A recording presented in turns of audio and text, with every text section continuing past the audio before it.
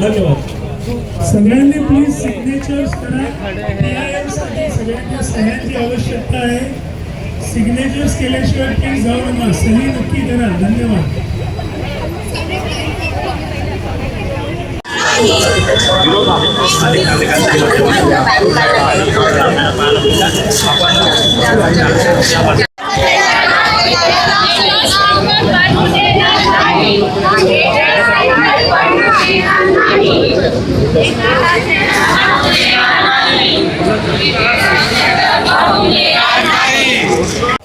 Citizens of the country are not affected, and I feel very, very strongly about it.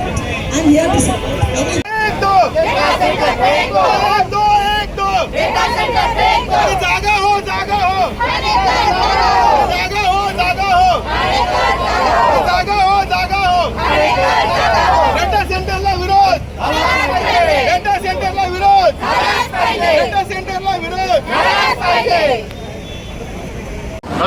आज तुम्ही बघत असाल wake up ठाणेकरच्या माध्यमातून आज आम्ही सर्वजण बाळकुम नाका इथे जमलोय.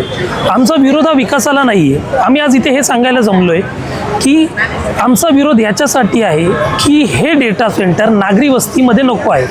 कारण आम्ही अनेक तज्ज्ञांशी बोललो, वकिलांशी बोललो, सरकारने ज्या पॉलिसीज आणल्या त्या सर्वांचा अभ्यास केल्यावर असं आढळलंय की हे डेटा सेंटर आल्यानंतर इथे राहणाऱ्या लोकांच्या जीवनमानावर परिणाम होणार आहे.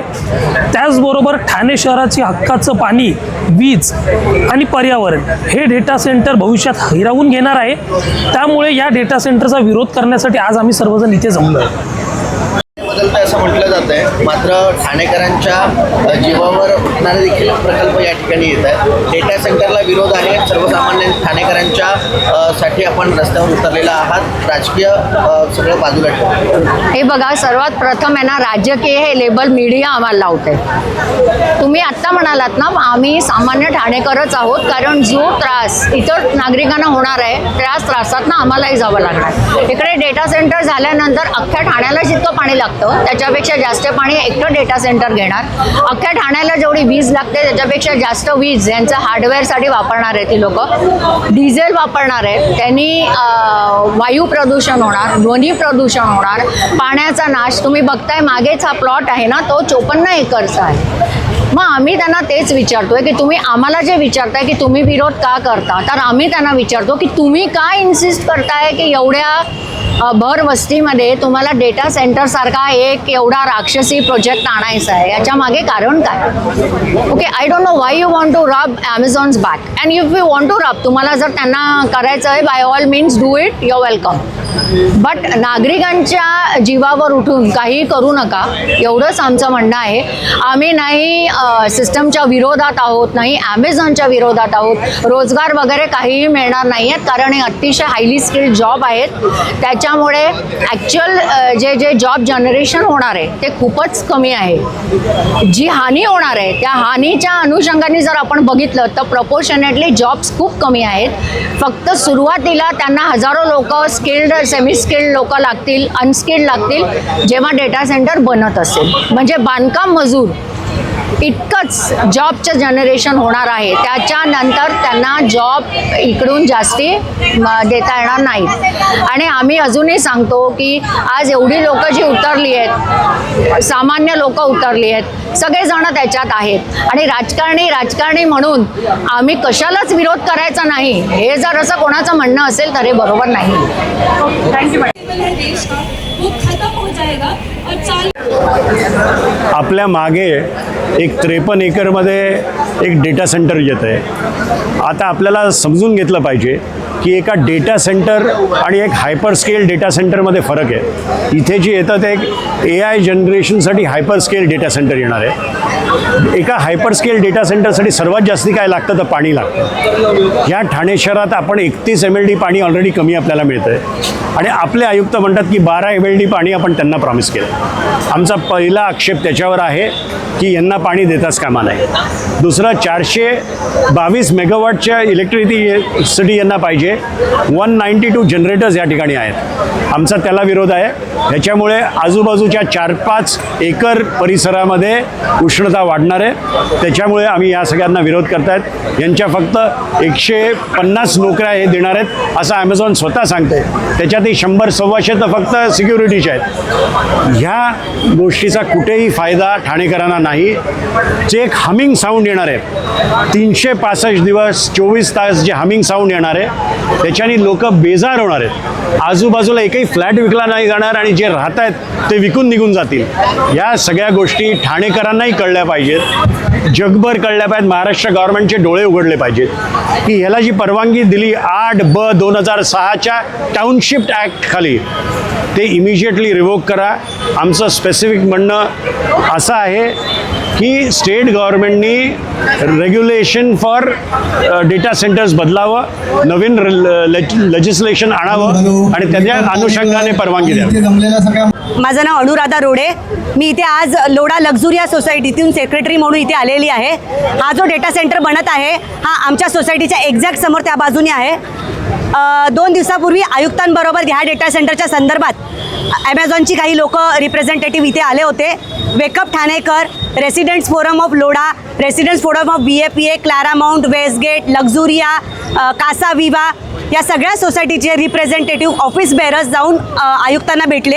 आणि जेव्हा हे डिस्कशन चालू होतं तेव्हा त्यांना सगळ्यांना फक्त एकच प्रश्न होता की ना आम्ही गव्हर्नमेंटच्या विरोधात आहोत ना आम्ही कुठल्याही डेव्हलपमेंटच्या विरोधात आहोत. जी डेव्हलपमेंट आमच्या देशामध्ये येते ती तुम्ही त्यांना आम्ही कुठल्याही CSRच्या विरोधात नाही आहे. पण हा जो डेटा सेंटर तुम्ही मिडल ऑफ ठाणे म्हणजे जो जागा तुम्ही निवडलेली आहे त्याच्या बाजूने लाखो लोक राहत आहेत सध्या आणि ह्या लोकांचं आयुष्य पणाला तुम्ही लावताय. ऑलरेडी ठाण्यामध्ये भरपूर रिसोर्स क्रंच आहे. एकदा लाईट गेली तर एक ग्रीड निघून जातो. 422 मेगावॅटचा हा डेटा सेंटर जो आहे त्याचं हीट कन्व्हर्जन सुद्धा तेवढंच असणार आहे. आजूबाजूच्या लोकांना तेवढेच हीटचा परिणाम भोगावा लागणार आहे. 193 जनरेटर्स ह्या डेटा सेंटरला बॅकअप म्हणून आणलेले आहेत जे डिझेल जनरेटर असणार आहेत आणि त्यांची हीट जवळपास 80,000 AC जेव्हा लावलेले असतात तशा टाईपची हीट जनरेट होणार आहे. ते लोक सांगतात की आम्ही ह्या डेटा सेंटरसाठी पाणी वापरणार नाही आहे. पाणी नाही वापरणार तर तुम्ही एअर कूलंट वापरणार आहात. एअर कूलंट म्हणजे काय की एक प्रकारे लावलेला AC तुम्ही आत थंड होत आहे आणि बाहेर गरम होत आहे. हे त्यांनी आणि त्यांचा जो फेज 2चा जो अमेझॉनचा डेटा सेंटर इथे येतोय तो जवळपास 72 मीटर्सचा डेटा सेंटर आहे आणि तो जेव्हा म्हणजे ॲप्रॉक्सिमेटली 22 बिल्डिंग फ्लोअरची जी बिल्डिंग असते त्या 22 फ्लोअरची बिल्डिंग जेव्हा उभी राहील आणि त्याच्यावरती 5 फ्लोअरची बिल्डिंग ते हवा तिथे सोडावी लागेल म्हणजे हा सगळा धूर जो डिझेलचा आहे खाली येणार आहे. दुसरी गोष्ट या डेटा सेंटरला बाहेरून सगळ्या प्रकारे लाईट्स लावलेल्या होतील म्हणजे ह्या एरियामध्ये कधीही अंधार पडणार नाही. तुम्ही हा विचार करत नाही की लॉंग टर्ममध्ये जेव्हा लोक इथं राहतील रात्रभर दरवाजे बंद करून खिडक्या बंद करून राहणं पॉसिबल आहे का? ही हीट दिवसभर जी घरामध्ये येईल डिझेल जी तिथे साठवलं जाईल.